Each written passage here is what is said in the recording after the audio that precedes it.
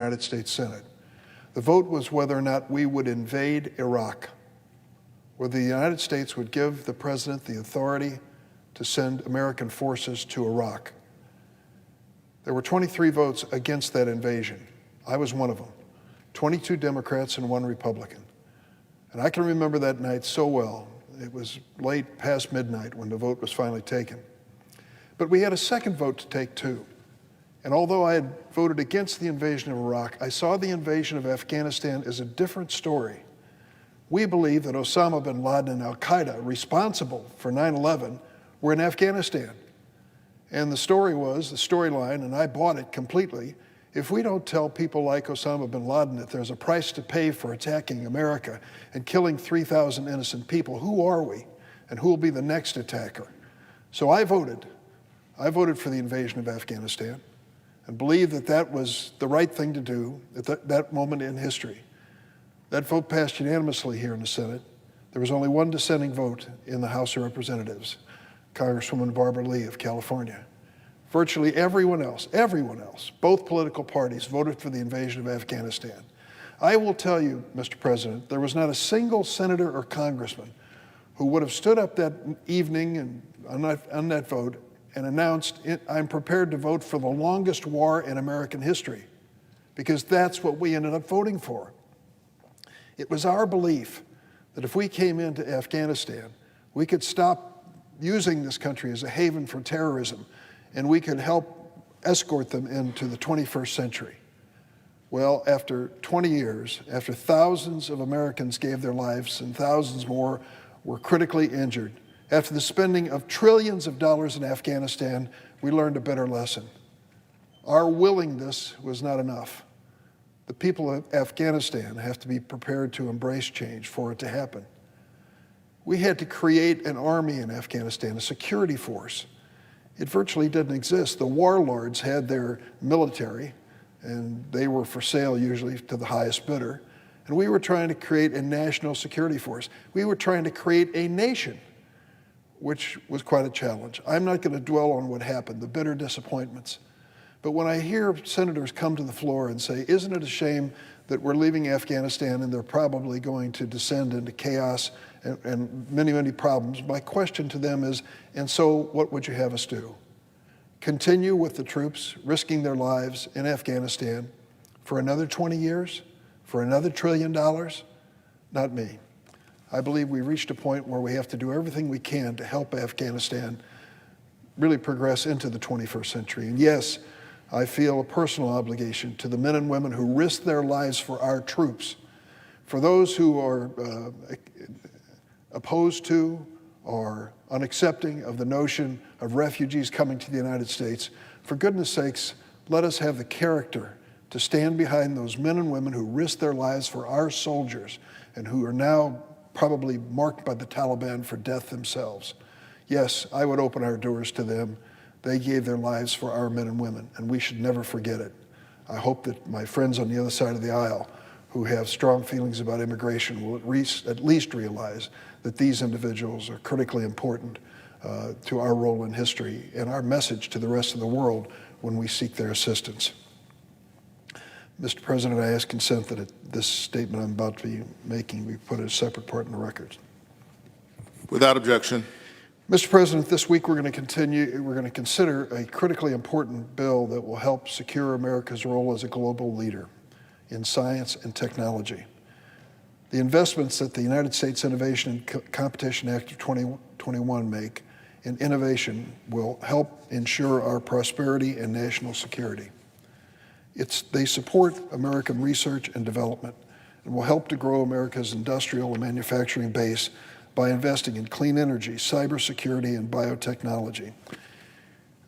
Mr. President, I thought a few years ago, reflected on the fact that in the time that I have served in the House and Senate, there have been moments, particularly important moments, that didn't receive the recognition they deserved.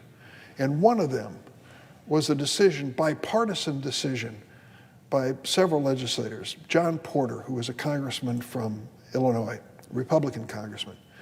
Senator Arlen Specter, a Republican senator from Pennsylvania, and Senator Tom Harkin, Democratic senator from Iowa. Back in the day, they made a decision to try to double the research budget for the National Institutes of Health. Quite an undertaking. I've seen a lot of things come and go in Congress, and that I thought was as ambitious as it gets. They did it.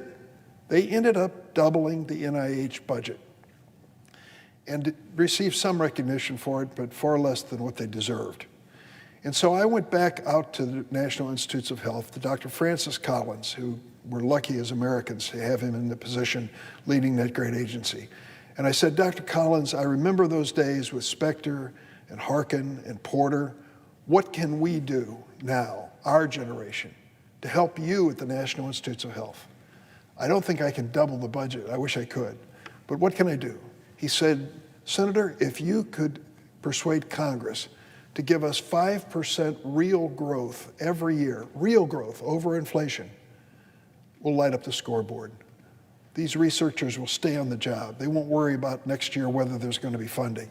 And you're going to see some remarkable things occur. I said, I'll set out to do that. And I knew at the time that I needed help. And so I turned to Patty Murray on the Democratic side, who's been our leader at the Help Committee and on the Appropriation Committee. And we then turned to Senator Roy Blunt of Missouri, the Republican leader of the subcommittee, as well as Lamar Alexander, our retired friend from the state of Tennessee.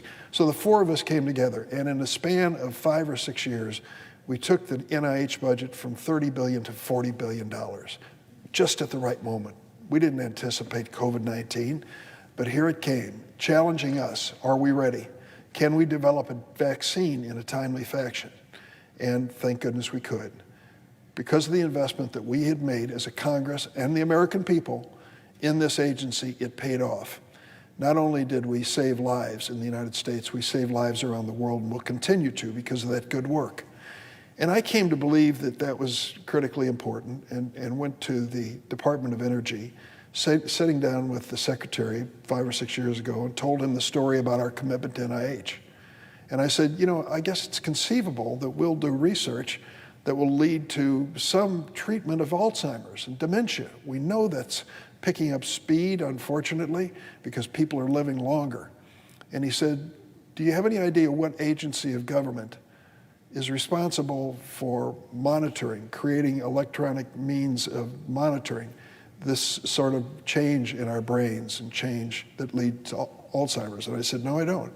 Well, he said, it's the Office of Science in the Department of Energy. And I thought to myself, Durbin, you should have known better.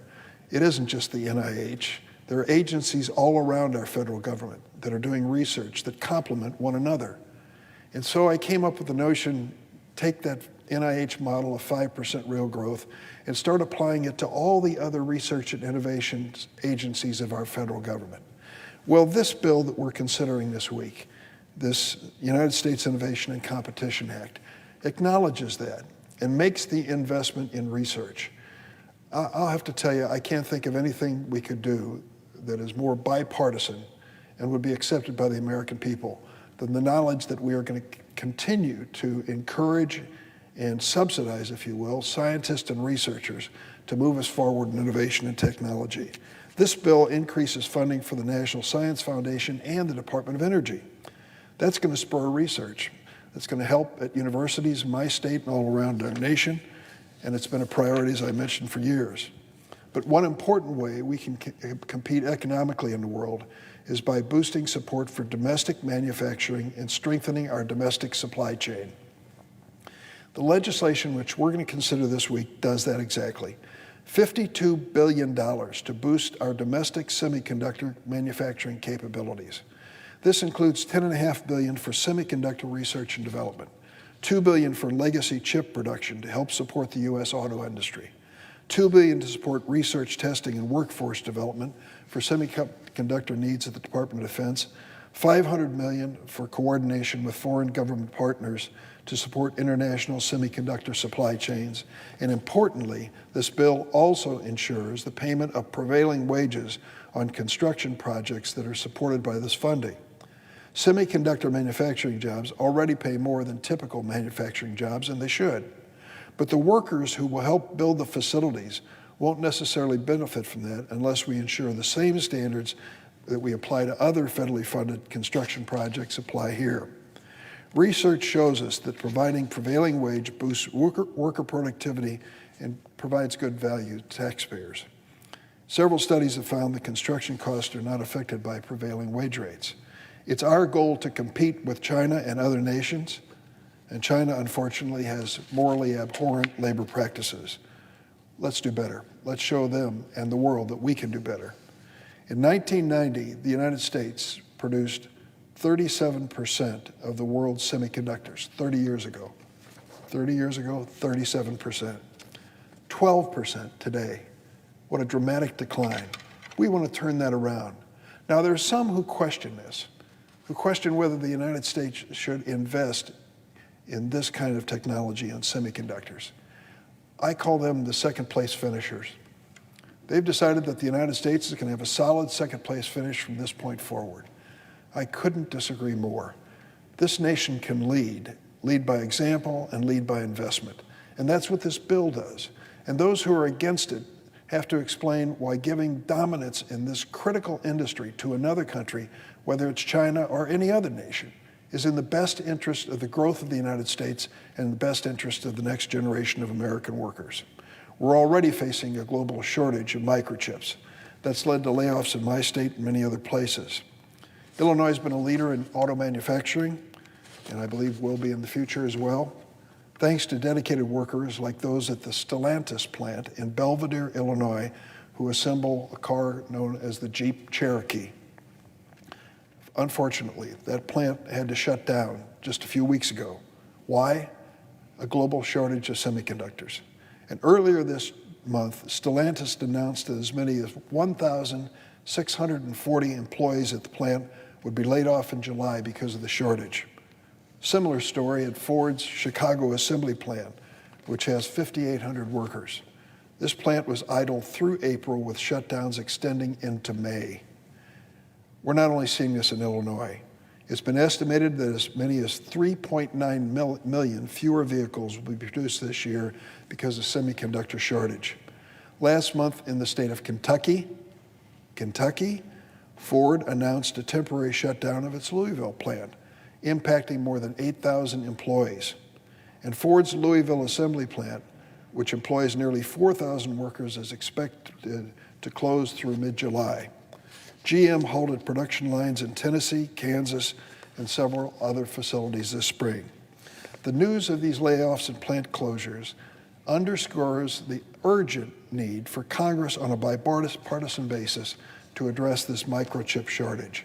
And the good news is that we have a real opportunity to pass legislation that will offer hope to these workers and families.